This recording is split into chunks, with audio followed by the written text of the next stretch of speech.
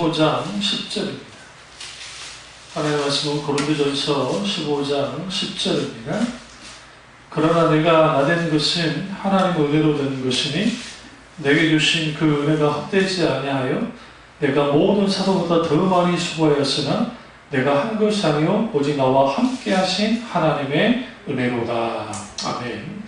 말씀 제목은 은혜 없이 살 수 없습니다 라는 말씀입니다. 은혜 없이 살 수 없습니다 라는 말씀입니다. 기독교의 타락은 항상 중요한 큰 그 타락의 이유 중에 하나는 은혜를 상실했을 때입니다. 하나님의 은혜가 상실되어지면 기독교는 타락했습니다. 재미있는 것은 그 은혜에 대한 그 성경에서 말하는 은혜와 그 타락한 시대가 말하는 은혜가 다르다는 겁니다. 중세시대 때 오늘날에도 카톨릭이 그런 걸 가지고 나가지만 그들이 성당에 와서 성당에서 미사를 드리면 거기에 기계적인 은혜가 부어진다고 생각했습니다. 지금도 그건 변하지 않습니다. 그들의 마음이 어떠하든지, 그러니까 기독교가 자기들의 종교적인 그 소위 정성, 열정도 중요하지만, 그러나 그와 상관없이 미사를 드리는 그 자체 속에 하나님의 놀라운 은혜가 그들에게 모두에게 공이 부어진다는 거예요. 그래서 미사 드리는 것 자체가 아주 귀하고, 그래서 그들이 미사 때마다 성찬식을 하거든요.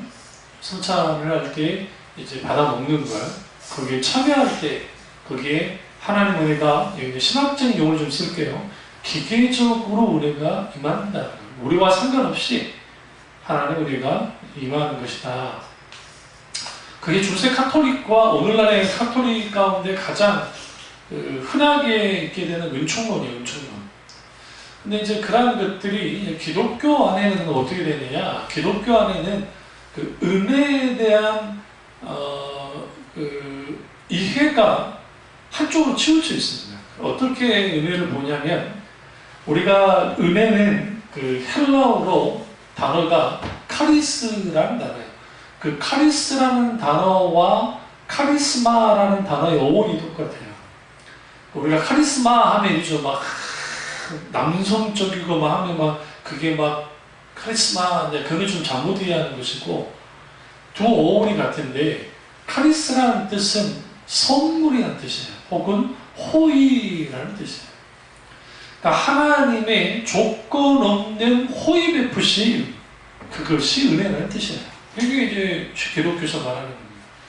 근데 그것은 이제 한쪽 면만 보는 것이고, 실제로. 근데 그걸 잘 봐야 돼요. 왜냐하면 하나님의 값없이 주시는 선물로서의 호의, 하나님의 이 호의는 그 아들인 예수 그리스도를 우리에게 공짜로 선물로 줄 만큼의 호의였어요. 그러니까 엄청난 호의죠. 그런데 그와 동시에 하나님의 은혜는 살아서 역사하신 하나님의 도우시는 임재와 관계가 있어요. 이 도우시는 임재와 관계가 있단 말은 무슨 말이냐면, 오늘 사도 바울이 이렇게 말해요. 내가 모든 사도보다 더 많이 수고하였으나, 이거는 진짜예요. 10절 그 후반절을 보시면, 내가 한 것이 아니요 오직 나와 함께 하신 하나님의 은혜로다. 이게 소위 말하는, 동양에서 말하는 겸양의 미덕이 아니에요. 그러니까 이게 겸손하기 때문에 바울이 겸손해서 하나님 은혜가 이렇게 한 거야. 그게 아니에요. 실제로 하나님 은혜가 이렇게 한 거예요. 그러니까 실제적인 하나님의 도우심, 하나님의 역사하심, 그게 뭐와 관계가 있느냐? 은혜와 관계가 있어요. 대표적인 게 하나님의 도우시는 임재가 어디에서 실제적으로 힘을 발휘하냐면 죄예요. 죄와 싸울 때에 우리는 이렇게 배웠어요. 그러니까 소위 금욕주의적인 기독교는 죄 자체와 싸우는 데 집중을 해요. 이게 이제 교우시대, 초창기 교회, 초대교회 시대의 그 사도들의 제자, 그리고 그 제자의 제자들 속에 이제 나타난 것이었는데, 신앙의 바퀴 시대를 갖다 보니까 그들이 아무래도 현실적인 삶보다는 내세에 대한 삶을 더 이제 열망하고요, 현실적으로. 그러다 보니까 이제 그들 안에 금욕주의가 나오는 거예요. 자연스럽게 금욕주의가 나오는 거예요. 세상과 동떨어진 삶을 살겠다고 하고, 그 대표적인 사람이 오리겐이라는 인물이 있습니다. 교우 오리겐. 후에 이 사람이 이단이 됩니다. 근데 이 오리게네스라고 하는 이 오리겐이 얼마나 중요한 인물이냐면, 그 시대에 아주 중요한 역할을 했어요. 그러나 그가 이제 이단에 빠지면서, 그 이단에 빠지기 전에 가장 먼저 하는 게 뭐냐면, 자기 자신이 고자가 된 거예요. 거짓을 한 거예요. 그러니까 정욕으로부터 뭐 그런 것으로부터 벗어나겠다고 이제 그렇게 했어요. 그러자 사람들이 아주 그를 칭송해 주기 시작했습니다. 왜냐하면 뭐 그런 사람 없잖아요. 중국 사기를 썼던 사마천이 한무제에게 미움을 받아서 이제 죽게 됐는데, 그때 한 나라의 법 가운데 왕에게 죽을 수가 있다고 스스로 고자가 되고, 그 다음에 내시가 되면 살려주는 법이 있었어요. 그래서 그가 사기를 쓰기 위해서 고자가 됐고, 그 죽기 일보 직전까지 가다가 된 거예요. 그러니까 아주 위험합니다. 그게. 왜냐하면 오늘날에는 그 고리 잡는다고 하죠. 포경수술이 큰 문제가 안 되는 게 항생제 있죠. 우리는 막 여러 가지 있으니까 그 고리 잡았다고 죽는 사람 없잖아요. 그러니까 그 시대에는 죽는 경우가 많았단 말이죠. 근데 그 일을 감행했던 사람이 얼마나 대단합니까?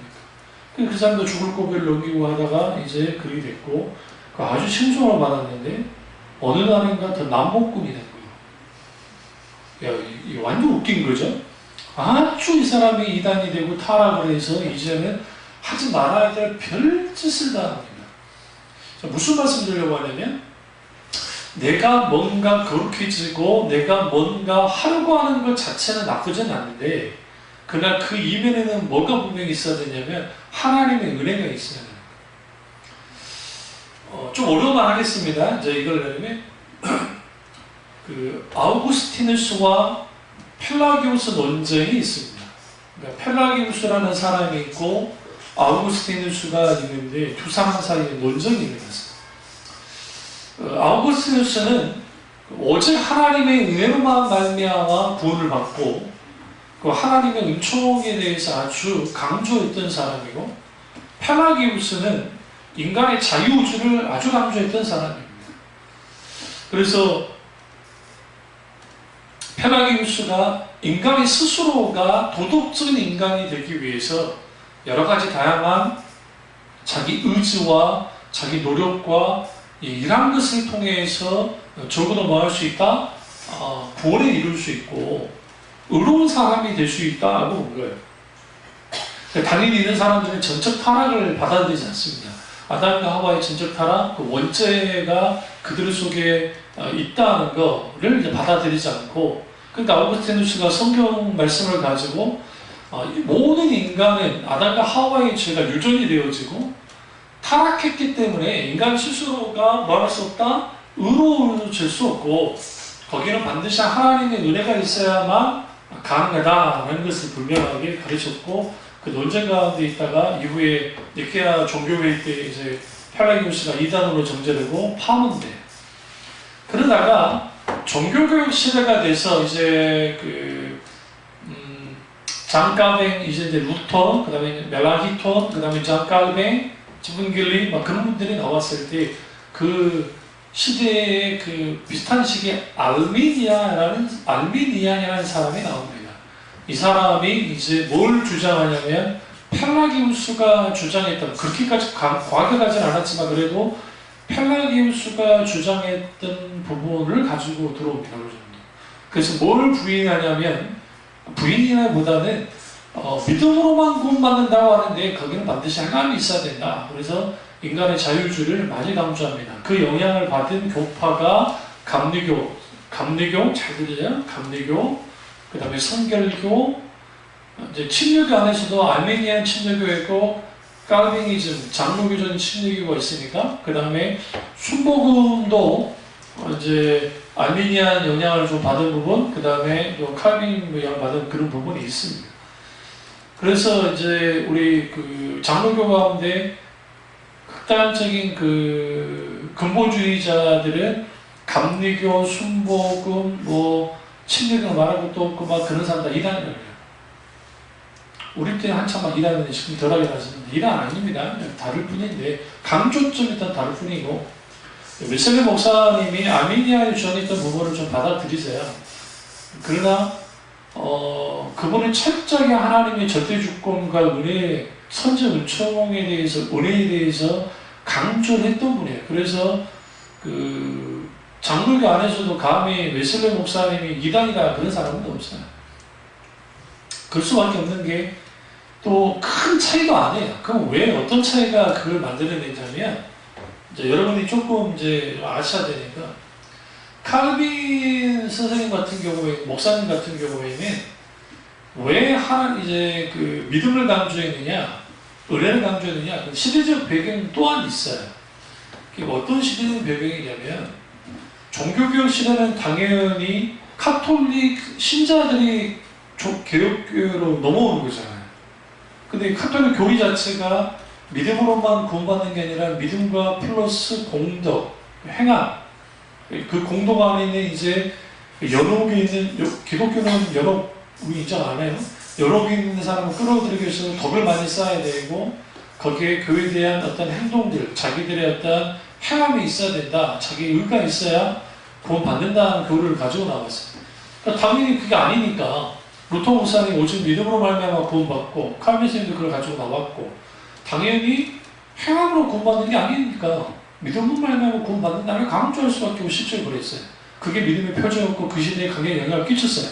근데 문제는 이제 웨슬리 목사님이 활동했을 때에는 이제는 카톨릭 진영과 개신교 진영이 완전히 탁 나눠졌어요. 이제 수백 년, 100년 이상의 전쟁을 통해서 이제 갈라져가지고 서로 암묵적으로 서로 이제 치지 않기로, 만약에 누구 두들 까면 또 전쟁이 나니까 이제 그러진 않고 이제 그 상태에 있는데 이제 웨슬리 목사님 눈에 비춰진 그 영국 교회 사람들, 영국 교회니까 그게 성공회가 주로 이제 잡고 있는데 그게 다 카톨릭이 없는 것도 아니고, 근데 자칭 오직 믿음으로 말미암아 구원받는다고 하는데 전혀 신자의 표지가 나타나지 않는 거예요. 그러니까 행함은 없고 말만 돼요, 말만.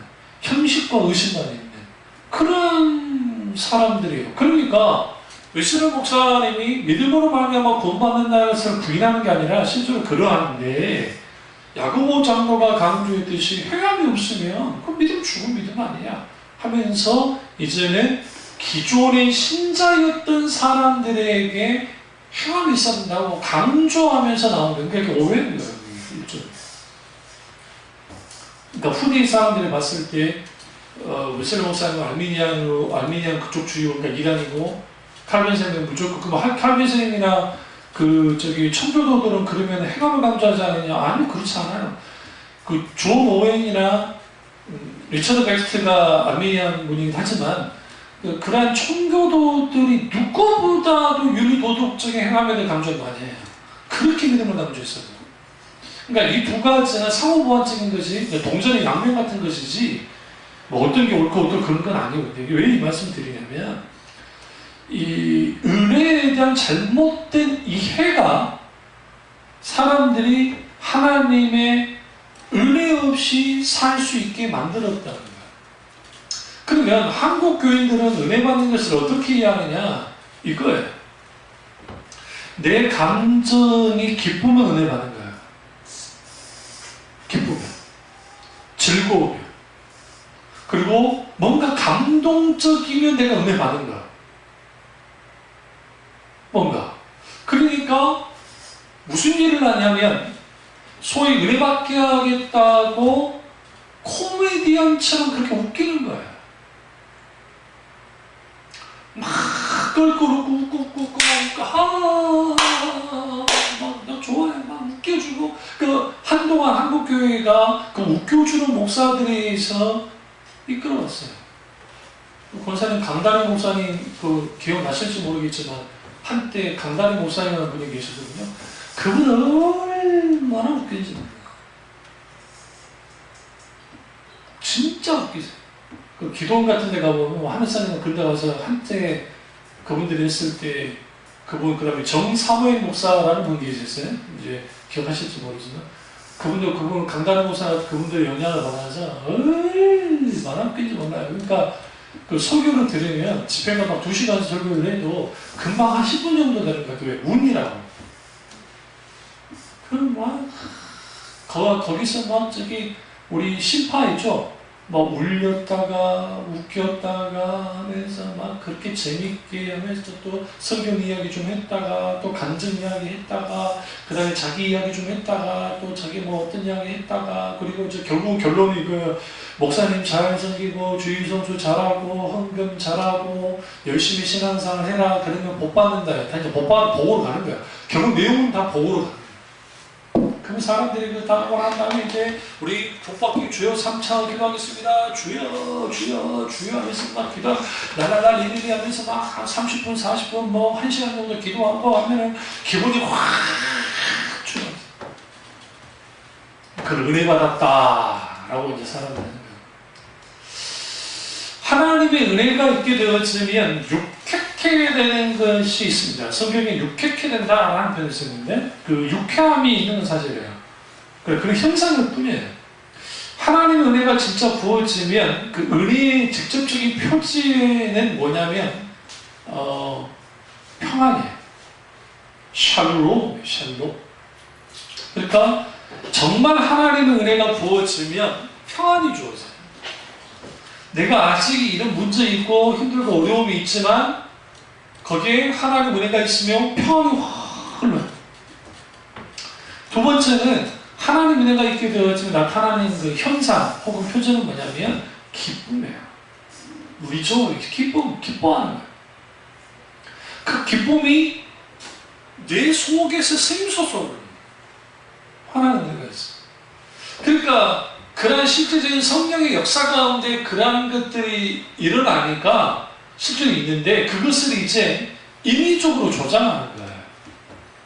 울렸다 웃겼다 하면서 사람들에게 뭐하게 만드냐면 그러한 상황의 즐거움에 딱 빠지게 이걸 이제 그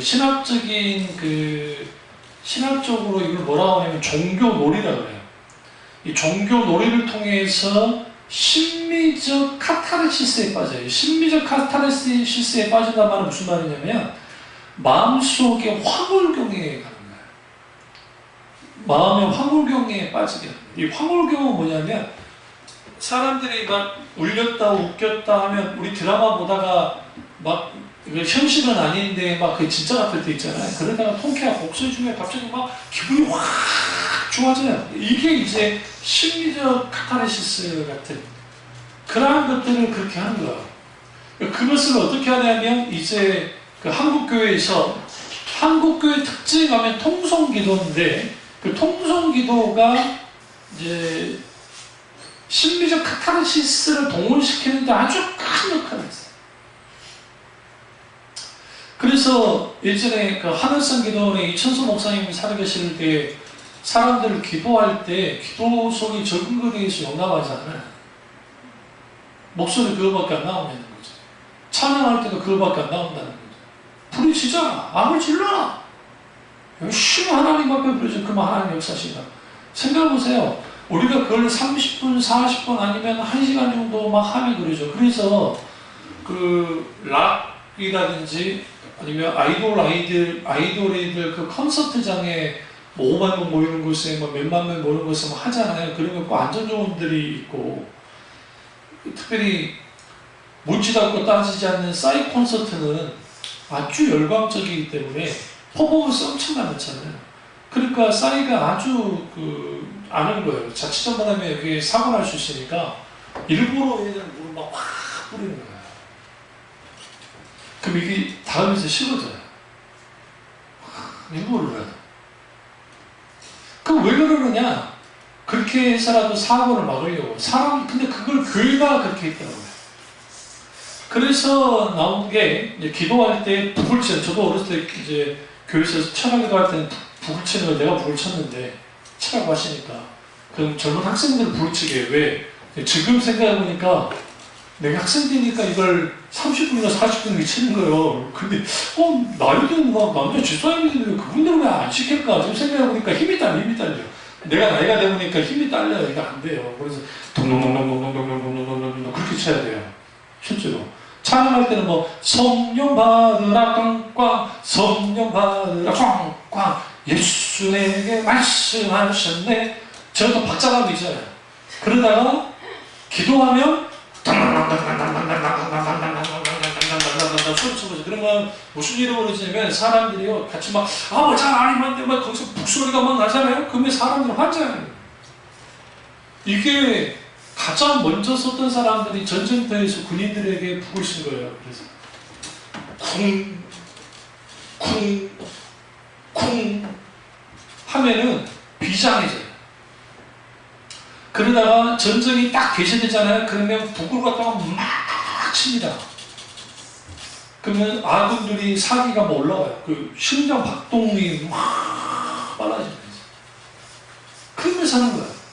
세상 악기와 세상 방법을 통해 그렇게 하는 거, 그것이 은혜라고 말하지 않았다고요. 한국교회. 그러니까 그런 식의 은혜로 사는 것인 건 줄 알았는데 실제로 그래도 하나님의 부흥의 시대에는, 한국교회 부흥의 시대에는 놀라운 하나님의 은혜가 있어서 그런 은혜를 받고서라도 하나님의 놀라운 은혜를 경험하긴 했었는데, 그러한 시대가 잘못과 잘싸움이 되고 기독교가 쇠퇴하고 값싼 은혜라고 하는 소위 인위적으로 만들어진 그러한 은혜가 대체되기 시작하니까 진짜 하나님의 은혜가 사라지기 시작합니다. 교회 안에서. 그러니까 온통 뭐에 집중하냐면, 잘 들으세요, 감정에 집중합니다. 이걸 제일 잘하는 나라가 어느 나라일까요?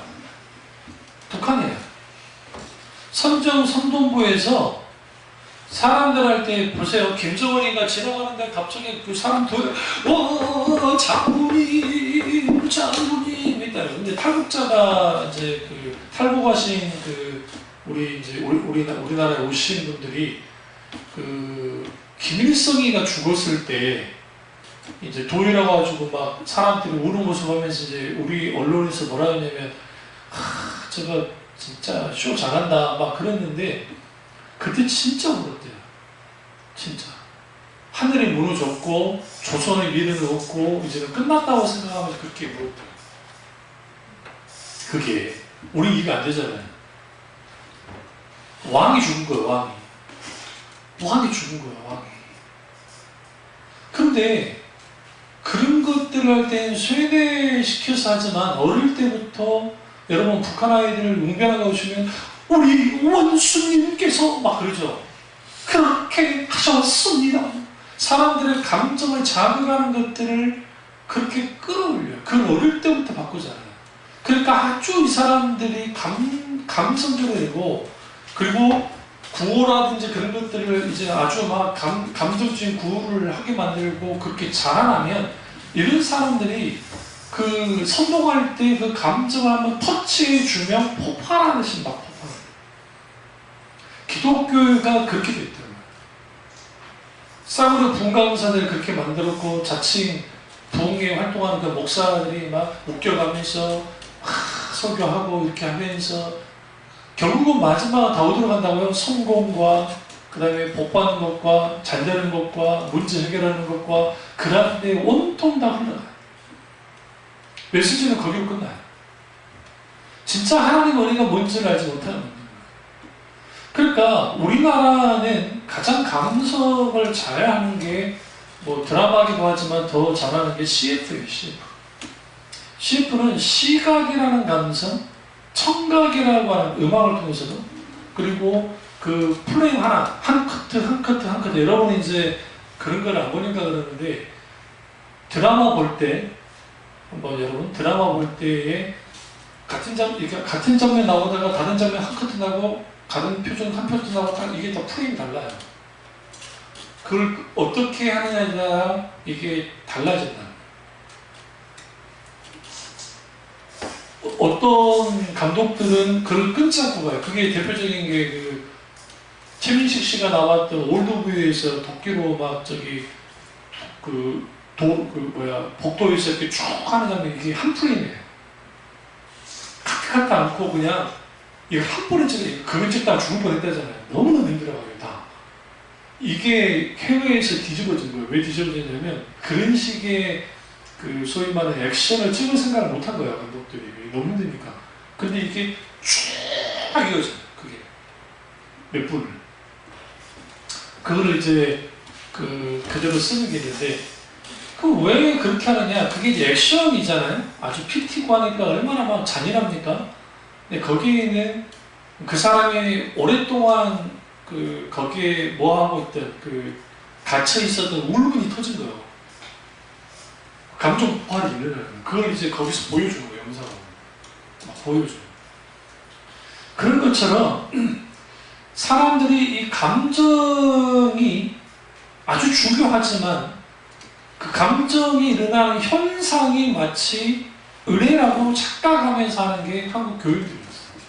근데 요즘에는 이제 세상이 더 잘해요. 감성 코드를 잘 만들어요. 그것을 그대로 교회가 가지고 들어와요, 오늘날은. 그러니까 울렸다, 웃겼다, 뭐하고 뭐 하는 거야. 그리고 그런 목사들이 잘 나간다는 거야. 감리교회 장시형제 동감사 목사님들 계셨는데 그 교회들이 많이 컸죠. 그분들이 얼마나 비판을 많이 받는 거예요. 한때 우리나라 CTSN CBS 계속 나왔고, 대전에 있는 장시 그 목사님 그분도 그렇고 아주 엄청나게 했단 말이에요. 그런 분들이 추앙을 받고 뭔가 대단한 목사인 것처럼 포장이 돼서 그렇게 메시지들이 선포됐고 그걸 통해 은혜 받았다고 생각해요. 그대로 잘 생각해 보세요. 권사님도 계시지만 그런 집회 다 하고 난 다음에 집에 돌아가시면 남은 게 뭐가 있던가요? 기억나가 딱 하나 있어요. 예화나 기억나. 웃겼던 거. 거기에 무슨 하나님의 말씀이 기억나지 않아요. 예화만 기억이 나요. 다시 말하면 꼴을 먹여야 되는데 목자가 수많은 꼴들 중에 진짜 먹어야 될 꼴을 먹이지 않고 그런 거예요.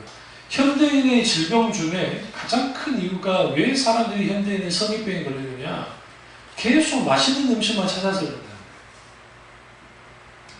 짜고 단 음식, 맛있는 음식, 계속 맛있는 거. 외국인들이 우리나라 와가지고 빵 맛을 보면, 특별히 파리바게트, 지금 프랑스에 파리바게트가 가 있거든요. 거기 빵 맛이 다르대요. 여기 한국 빵맛하고 다르대요. 엄청나게 맛있대요. 그런데 외국인들 우리나라 와서 빵 맛을 보면 아주 맛있고 정말 대단한 맛이에요. 그런데 그것을 주식으로 계속 먹겠느냐? 그럼 안 먹겠다. 건강해질 걸 알기 때문에. 아주 거친 빵을 먹습니다. 호밀빵이라든지 곡물빵들을 먹습니다. 우리처럼 막 그러지 않고. 그래서 그러면 우리가 이 소위 솜사탕 같은 복음, 값싼 은혜, 이러한 것들을 맛봤던 사람들이 저겠죠. 하나님 호의에 대한 것은 어느 정도 호의냐면, 성경에서 하나님의 은혜가 있으려면, 잘 들으세요. 하나님의 은혜의 통로는 십자가예요. 그러니까 예수 그리스도의 십자가라고 하는 그 십자가의 성령의 조명 속에서 그 구속의 은혜, 그 속에 그 하나님의 공로와 놀라우신 거기서 십자가의 재발견하고 거기에 은혜를 받고 감격하고 하는 일들이 우리 가운데 있을 때에 그 십자가 가운데 은혜에 대한 삶이 가능해져요. 그러니까 우리가 오직 은혜에 의한 삶을 살 때 믿음에 의한 삶이 가능하고, 믿음에 의한 삶을 살 때 오직 십자가에 의한 삶이 가능하고, 오직 십자가에 의한 삶을 살 때 오직 성령에 의한 삶이 가능해요. 근데 이것은 순서를 말하는 게 아니라, 순서는 없어요. 중요한 것은 뭐냐면 이게 잘 돌아가야 돼요. 근데 거기에는 우리가 성령의 비주심을 통해서 내가 하나님 앞에 호의를 받았는데, 어느 정도 호의를 받았냐면, 내가 십자가에서 못 박혀 죽으신 예수님 때문에 저 지옥에 던져져야 할 내가 다시 뭐했다? 건져졌다라는 것을 아는 거예요. 그래서 구원의 감격이, 구원받음의 감격이 있는 사람들이 하나님의 은혜를 맡게 돼요.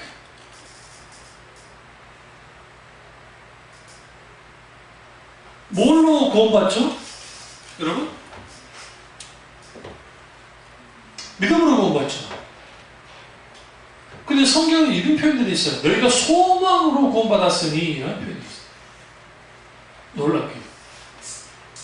그러니까 믿음, 소망, 사랑 있는데 우리가 신앙에 그 트리아스라는 표현을 쓰는데 이 믿음, 소망, 사랑 중에 제일은 사랑이라고 하니까 고린도전서 13장 가지고 사랑이 최고야, 사랑이 최고야. 근데 그는 사도 바울이 사랑만이 최고다는 표현으로서 그렇게 한 게 아니에요. 여기는 최상급에 대한 표현이 이게요. 믿음도 최고고 소망도 최고인데 이 모든 것을 실질적으로 뭐하는 거? 최고이게 하는 게 사랑이다라는 거예요. 그렇기 때문에 사랑이 최고이다라는 표현이 있어요. 그럼 그는 고린도 교회를 향한 말이에요. 믿음, 소망, 사랑이라는 표현이 디모데나 데살로니가서 잘 나와요. 믿음의 역사와 사랑의 수고와 소망의 인내를 하면서 그 나오잖아요. 그러니까 이런 부분이 잘 나와요. 이 세 개는 같이 가야 돼요. 그러니까 사랑 하나가 갈 수가 없어요. 믿음 하나 따라갈 수도 없는 거, 소망을 하나 갖는 것이 아니에요. 이 세 가지는 같이 가는 거예요. 마찬가지로 믿음의 한 삶, 은혜의 한 삶, 십자가의 한 삶, 성령의 한 삶, 그 다음에 하나님 중심적인 삶, 이런 모든 것들은 같이 가야만 하는 거예요. 그런데 여기서 중요한 게 우리가 하나님께 주신, 하나님께 받는 은혜가 뭐냐는 거예요. 조심하셔야 될 게, 여러분이 설교를 듣다가 여러분이 처지와 환경 가운데 맞는 설교 같은 게 있으면 그때 은혜 받았다 생각해요. 그건 감정 작용일 뿐이에요. 물론 그게 은혜일 수 있어요.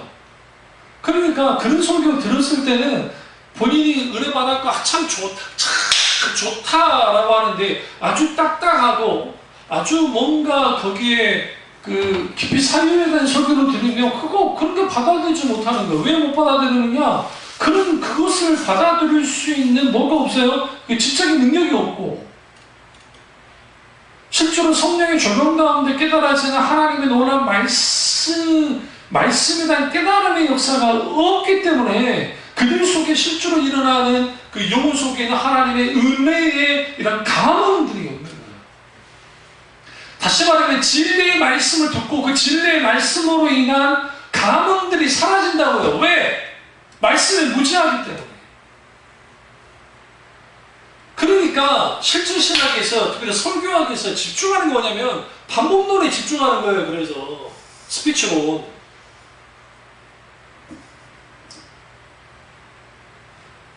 그래서 그렇게 해서 설교하는 제스처, 어떻게 하고 하는 거, 말투, 어떻게 웃기는 거, 어떻게 예발을 사용하는 거, 어떻게 본문을 해서 이해해서 어떻게 쉽게 풀어서 어떻게 하는 거, 그런 거라는 거예요.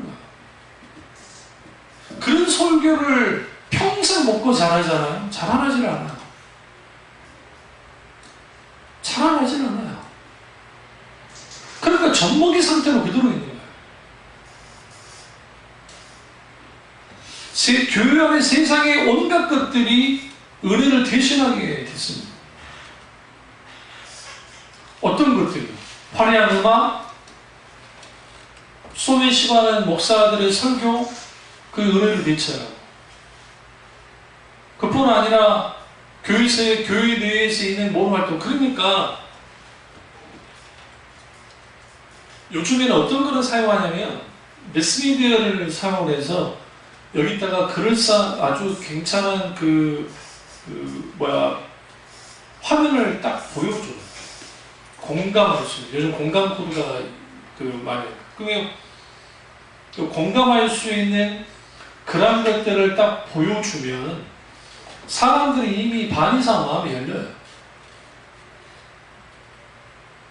거기에다가 그들에게 소위 동기부여가 더 될 수 있는 예화라든지 강조를 하면 거기에서 확 금지예요.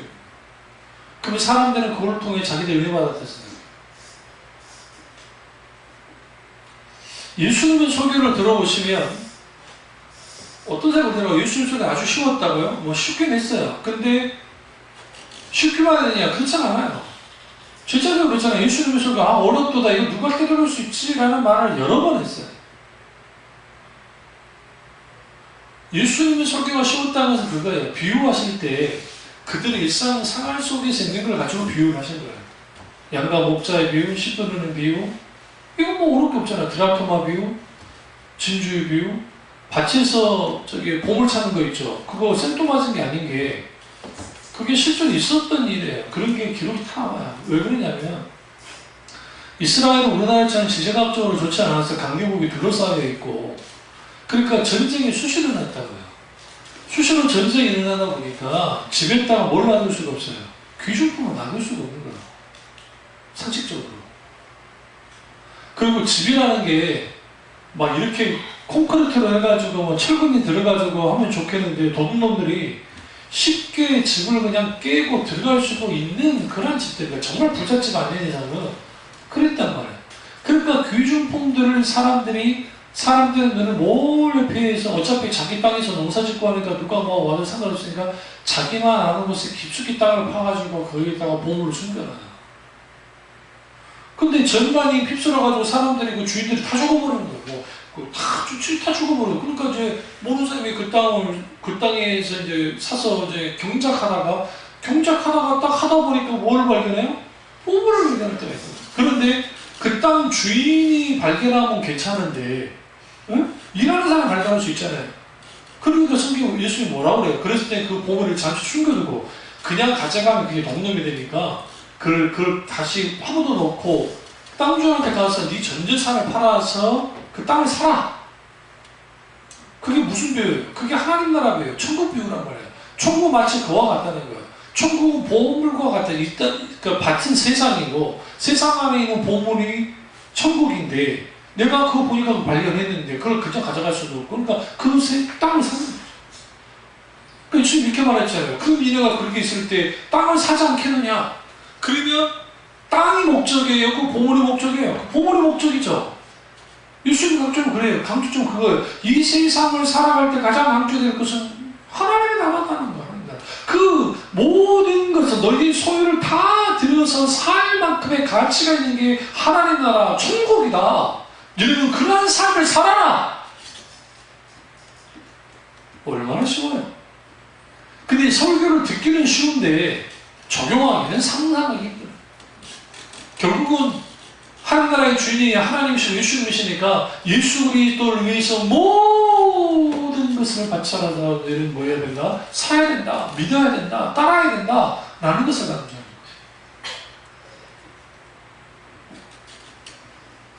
우리 교인들도 제가 보면 제가 설교할 때 여러분들을 좀 더 은혜롭게 하고 기분 좋게 하고 막 얼굴을 막 하게 하는 큰 거 할 수 있어요. 제가 오늘 새벽에 꿈을 꿨는데 제가 어디 시골교회에 부임을 간 거예요. 오라고 해가지고. 교인 수가 한 2, 300명 되는 것 같아요. 교회 지어진 교회. 응? 그래서 내가 꿈에서 내가 설교를 한번 했어요.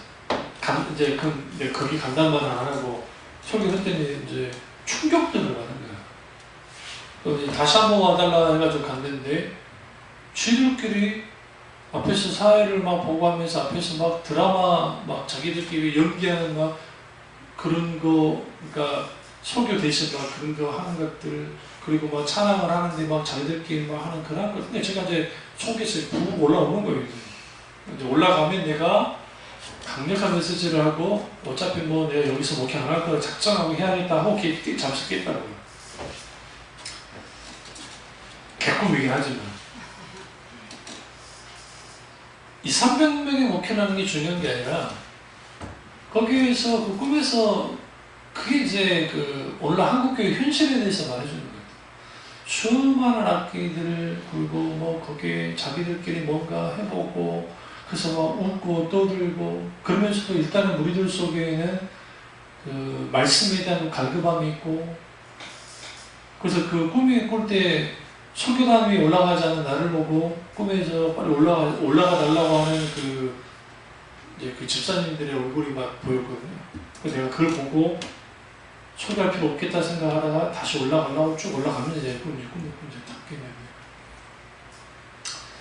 오늘날 하나님의 은혜는 진리의 말씀의 역사 가운데 있나요? 이 부분을 제가 한번 말씀드립니다. 말씀을 통한 은혜를 받으려면 이게 내 현실을 딱 맞아! 이건 공감인가요? 이 자체 은혜 받는 건 아니에요. 그럼 공감은 좋은 거예요. 그리고 깨달음도 좋은 거예요. 그런데 조나단 에드워드 목사님이 신앙 감정론은 우리 속에서 하나님 주시는 감정의 감동과 이걸 이제 신앙 감정론에서 가장 중요한 것은 정서, 신앙의 정서라는 표현을 쓰는데 우리 컨퍼런스 때 제가 다뤘던 건데 신앙의 정서가 이제 하나님의 정서로 바뀌어지고 은혜의 정서로 바뀌어지려면 가장 먼저 일어난 일들이 뭐냐면 이 지성에 하나님의 말씀이 둥 하고 들어와요. 우리 속에는 총명이 그러니까 여러분이 설교를 못 듣는 이유가 뭐 졸기도 하고 설교하다가 다른 생각하고 다 알아요. 예전에는 지적됐는데 지적 안 해요. 이제 요즘은. 근데 왜 그러냐면 피곤해서도 하지만 설교를 못 듣는 것은 대부분 영적으로 문제가 있어서 그래요. 설교하는 목사가 문제일 수도 있겠지만 그 아주 영혼이 피폐해 있는 거예요. 관심사가 다른 거예요. 관심사가. 흩어져. 두 마음을 품어오고 두 생각하고 그러니까 말씀에 도무지 집중하지 못해요. 그러면 자라나질 않아요. 절대로 자라나지 않아요. 좋은 거 습관화되잖아요. 그게 죄예요. 하나님 앞에.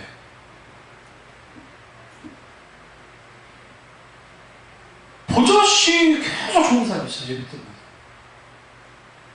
진짜 하나님 향해서 문제고 또 하나는 목사를 향한 아주 도발이에요. 도발. 그러니까 계단적으로 절제하면서 확 벌어낼 때 있어요.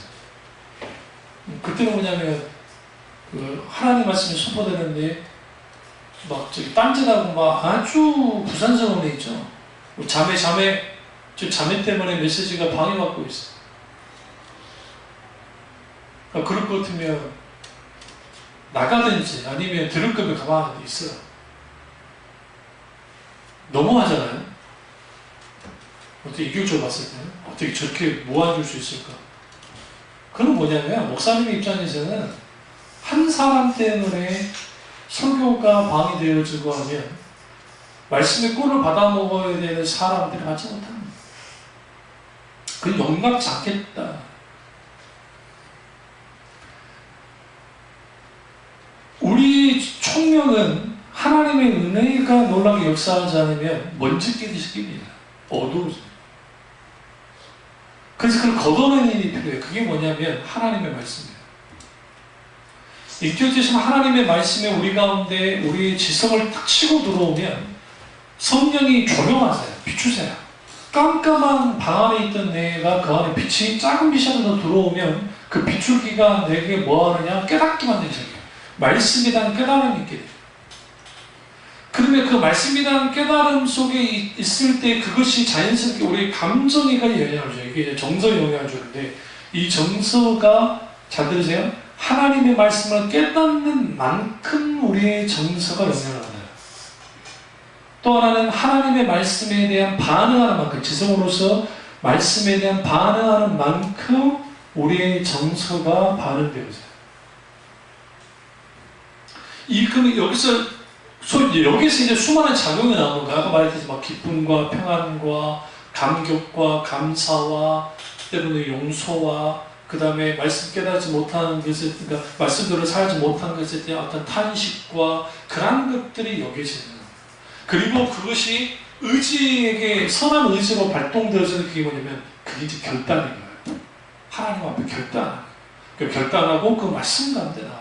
그럼 그랬을 때에 이 모든 작용을 가능하게 하는 게 뭐냐? 은혜 받는 거예요.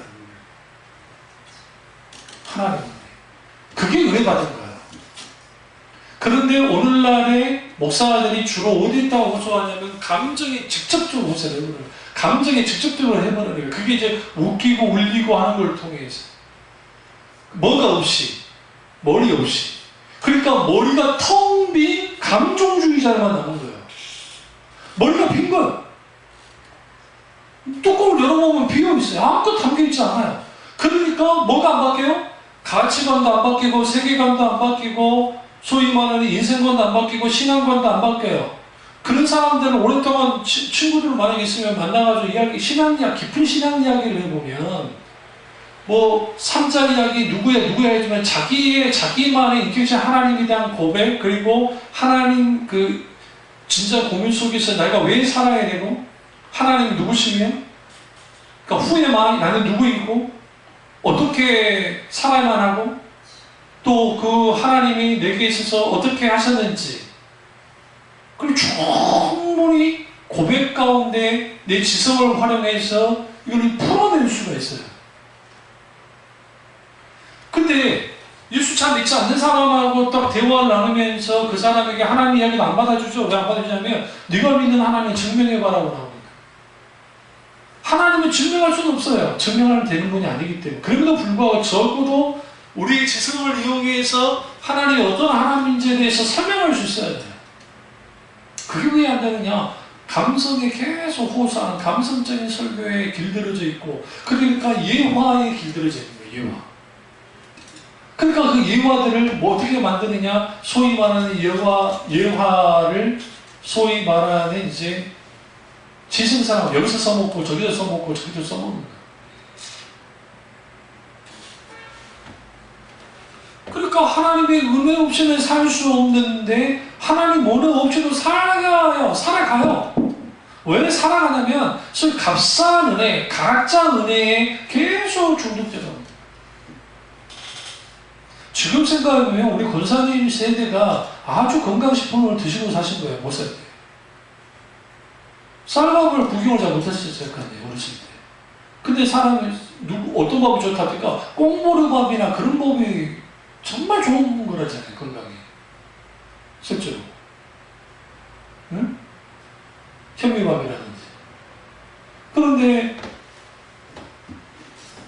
오늘날 그 쌀밥 같은 아주 달짝지근하고 아주 그러한 소위 말하는 영혼의 양식으로 막 배불려지니까 더 이상 진리의 말씀에 대한 기본임이 없고, 또 하나는 뭐냐면 이거예요. 여러분이나 나나 저도 설교할 때 하나님 오늘 내가 어떤 설교하기 원하십니까? 라고 묻고 나온다고요. 그리고 주님의 관점에서 안수호 목사가 하고자 하는 설교가 아니라 하나님이 우리 지체들에게 하고자 하는 설교할 수 있도록 주께서 민감하게 역사해달라고 그렇게 하고 이제 말씀을 준비하고 그 설교를 해요. 그래서 제가 때로는 막 설교 계속 바꿀 때 있죠. 그거는 내가 막 이 설교 해야지 막 그런 게 아니라 감동 오면 그렇게 바꾸는 거예요. 그런데 설교를 듣는 사람도 마찬가지로 오늘 나를 향한 말씀이 어떤 말씀입니까? 라고 물으면서 나옵니다. 말씀에는 기대감을 가지고 나옵니다. 근데 그런 사람들 얼마나 되냐? 그런 사람. 여러분 아십니까? 우리가 하나님 은혜 없이는 살 수 없습니다. 그 은혜가 있어야만 우리는 살아갈 수 있고, 기도할 수 있고, 말씀 안에 살 수 있고, 우리는 좀 더 나은 삶을 살 수 있습니다. 그리고 그 하나님의 은혜가 우리 가운데 역사되어질 때 우리는 하나님의 원하는 복을 받게 되어지고, 그 복 가운데 우리는 더욱더 행복한 삶을 살 수 있습니다. 그럼 우리는 어떻게 해야 우리는 은혜 받을 수 있을까요? 첫째, 우리는 예배에 잘 참여해야 합니다. 둘째, 오늘 기도를 열심히 해야 합니다. 셋째, 우리는 적어도 하나님 앞에 헌신의 모습을 보이며 살아가야 합니다. 넷째, 적어도 우리는 말씀을 더 살아야 됩니다. 어제 들으면 이런 설교가 틀린 게 하나도 없고 그 말 맞는 말이에요. 그럼 우리 이렇게 착각해요. 아, 그래. 내가 성경을 안 읽어서 은혜를 못 받고, 내가 기도 안 해서 은혜를 못 받고, 뭐 하지 않아서 은혜를 못 받구나. 그 말이 맞긴 맞는데 그게 다는 아니라고요. 그건 아주 일부분에 지나잖아요. 왜 하나님의 은혜 없이 사느냐? 왜 하나님의 은혜를 잃어버렸을까? 그 잃어버린 이유는 뭐냐면 두 가지를 잃었어요. 첫째는 구원의 감격을 이루어졌고, 두 번째는 회심의 은총이 지속적으로 일어나지 않았어요. 하나님이 그러니까 구원의 감격을 잃어버린 거예요. 구원의 감격을 잃었다는 것은 십자가를 잃어버린 거예요. 아니요, 십자가는 그냥 장식품으로 있는 거고, 내가 예수 믿고 구원받았습니다. 그 감격과 감동이 있게 되어지면 우리는 은혜 없이 살 수 없는 자인 걸 알아요. 내가 주님 없이 숨 쉴 수 없는 자인 걸 안다는 거예요. 그래서 만들어낸 소위 세상, 그러니까 교회에서 만드는 은혜 공식이라는 게 뭡니까? 찬양할 때도 크게 박수치며 찬양하고, 기도할 때도 열심히 기도하고, 그리고 우리는 하나님 은혜 달라고 부르짖어 기도하면서 하나님 내게 은혜 주십시오, 은혜 주십시오, 은혜 주십시오. 그리고 앞에서 막 샌디 사이즈, 그 다음에 드럼, 그 다음에 이렇게 기타 치고 막 하면서 막 웅짝웅짝웅짝웅짝웅짝 아버지 주여 우리에게 은혜 주시고 하나님 역사해 주시고 하나님 함께해 주옵소서. 아버지여 우리가 은혜 가운데 있기를 원합니다. 하나님 은혜 베풀어 주옵소서. 막 기도한단 말이죠. 아무나 그 상황에서 성령의 기름 부음 속에서 하나님 은혜가 부어주기도 해요. 묻고 싶어요. 그 받은 그 은혜가 나를 바꿨냐고요. 그 받은 은혜가 나를 영적 침체에서 벗어나게 하더라고요. 하던가요? 왜 못할까요? 그 이유가 있어요. 은혜로부터 멀어진 삶을 살아도, 심지어는 마음으로부터 하나님을 떠난 삶을 살아도 하나님은 때로는 어떤 집회 속에서 하나님의 은혜를 부으세요. 그러진 않아요. 그러니까 그 은혜를 받고 났을 때에는 그 집회 시간 속에는 내가 바뀌어질 것 같고 뭔가 달라질 것 같은 그런 감격을 누리고 그렇게 삽니다. 그리고 집에 돌아가서 얼마 안 있다가 예전의 삶으로 돌아갑니다. 그게 우리 선배였던 우리 어머니 세대, 저도 그 세대에 끝마음이 있었고 그 시대의 사람들의 특징들이었어요. 그도 적어도 그래서 우스갯소리로 70년도, 80년도에 은혜 받았을 때는 그 부흥회 집회 이후에 은혜 받은 게 약 한 달은 간다 그랬고, 한 달은 적어도. 교회 분위기가. 저도 그런 많이 느꼈던 게, 교회에서 부흥회가 끝나잖아요. 그러면 그 다음 주에는 아주 막 잔치 같아요. 분위기 아주 좋아요. 목사님 얼굴도 밝고, 교인들이 대본에 얼굴들이 밝아요. 그리고 한 달 딱 지나면 이제 언제 그랬는지 예전에 다 돌아가고.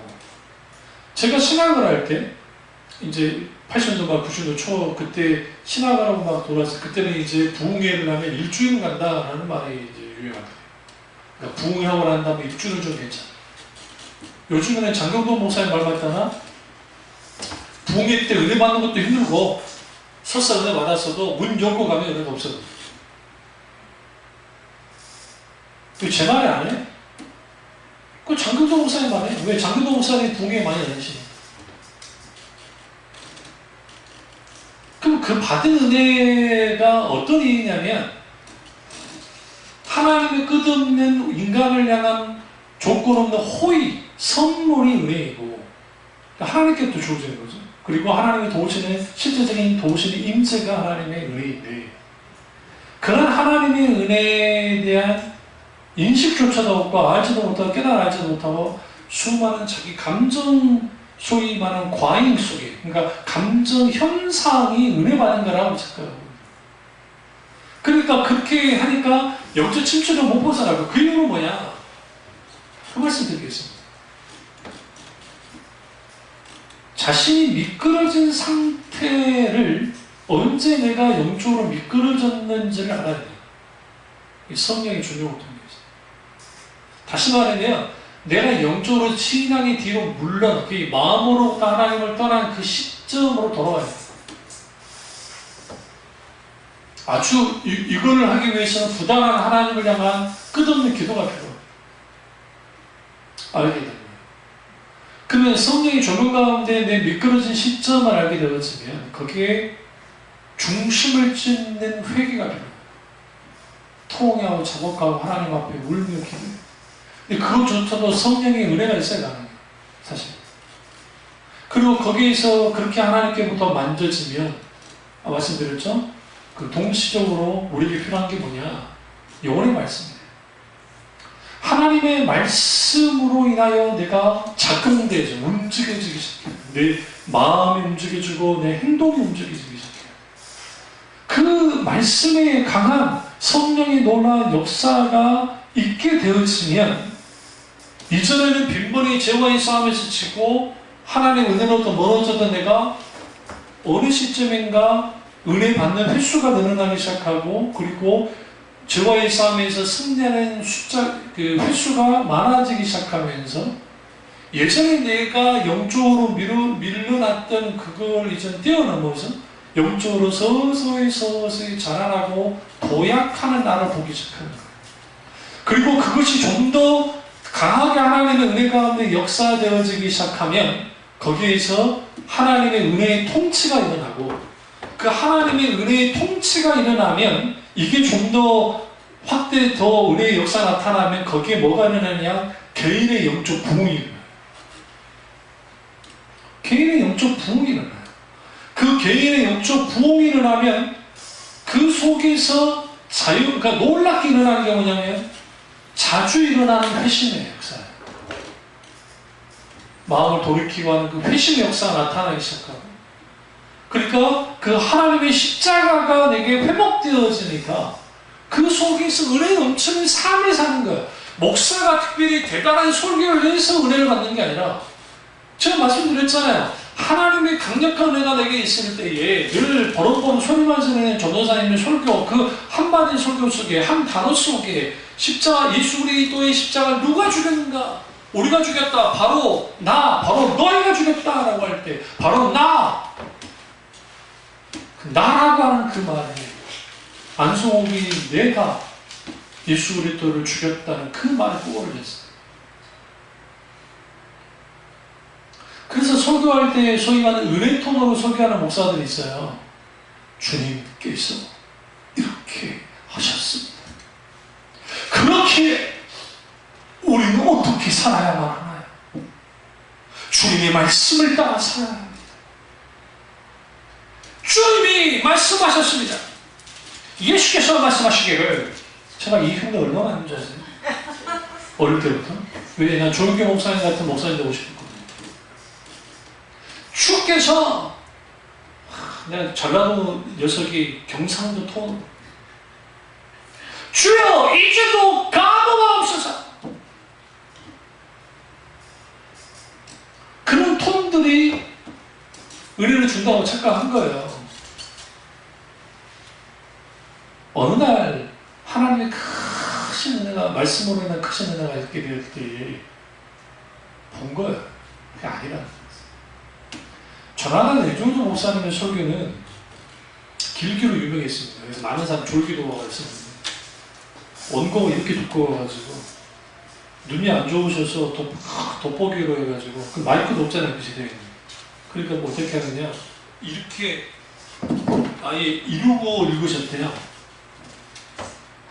그러면 이걸 들으려면 이 소리 들으려면 조용히 하겠죠. 이 종이 넘어가는 소리만 들리려고 그 목사님이 말하고 딱 종이 넘기면 그 소리가 들릴 정도예요. 그런데 무슨 일이 벌어졌느냐 그런 소리가 들리면 다 졸고 다 그러고 해야 되는데 그 말씀을 듣다가 막 깨져버렸어요. 저도 제 서재에 그 지옥과 관련된 설교 전하는 여도도 목사님 진노에 빠진 사람들이라는 그 설교가 있거든요. 그 설교 원본을 보시면 전율이 있어요. 하나님의 말씀은 살아서 운동력이 있습니다. 은혜 없이 왜 은혜 없이 살 수 없는지 아십니까? 은혜 없이 구원도 없고요.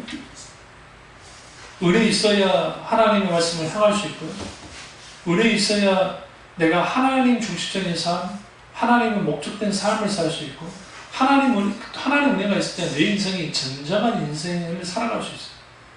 그리고 하나님 은혜가 있어야 예배가 가능하고 하나님 은혜가 있어야 모든 것들이 가능해요. 그래서 하나님 은혜 없이는 가능한 게 하나도 없어요. 사실. 그러니 오늘날은 그 하나님의 은혜가 없어도 다 돌아가니까 문제인 거예요. 성령의 놀라운 역사가 없는데도 불구하고 잘 돌아가니까 문제인 거예요. 왜 이런 일들이 벌어져요? 왜 이런 일들이 일어나는 거예요? 가장 큰 이유는 뭐냐면 은혜에 대한 잘못된 이해예요. 그러니까 우리의 인간적인 수단과 방법을 통해서 은혜를 끌어들일 수 없어요. 은혜를 조장할 수는 없어요. 분위기를 조장할 수 있어요. 물론 이거는 분명히 맞는 거는 뭐냐면 하나님 은혜를 구하는 것이 아주 중요합니다. 그래서 은혜에 의한 삶에 있어서 가장 큰 핵심이 뭐예요? 부속의 십자가를 뭐 해야 돼요? 성령의 조명 가운데 깨달아하는 것. 다시 말하면 내 속에 십자가가 뿌리 깊게 박힌 만큼 은혜도 깊게 박혀요. 그래서 십자가의 한 삶, 은혜의 한 삶, 믿음의 한 삶, 성령의 한 삶, 하나님의 중심의 삶, 이거는 절대로 따라가지 않아요. 같이 되죠. 뭐가 먼저고 뭐가 뒤고는 상관없어요. 성령의 자유의 역사 속에 주권적인 역사 가운데 일어나는 거예요. 그래서 여러분이 조심해야 될 게 뭐냐면, 제가 만약에 설교할 때 여러분이 정말 은혜 받을 만한 설교 못하잖아요. 시편 가지고 여러분의 심장을, 여러분의 마음을 녹일 수 있는 설교 무한무제예요.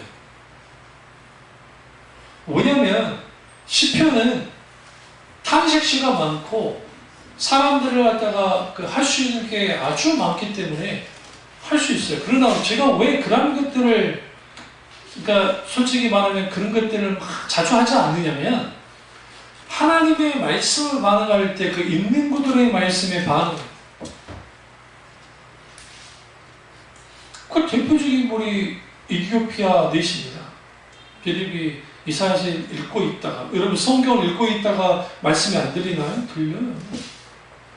믿음은 들리는 사람의 들으면 그리스도의 말씀을 만미한다니까, 그 말씀을 만미하는 게 설교 들을 때만 들리는 겁니까? 아니에요. 그 듣는다는, 그 말씀을 듣는다는 것은 한정점은 안 돼요. 그냥 설교를 들어야만 소위 말하는 믿음이 생긴다는 그 편협한 해석하면 안 돼요.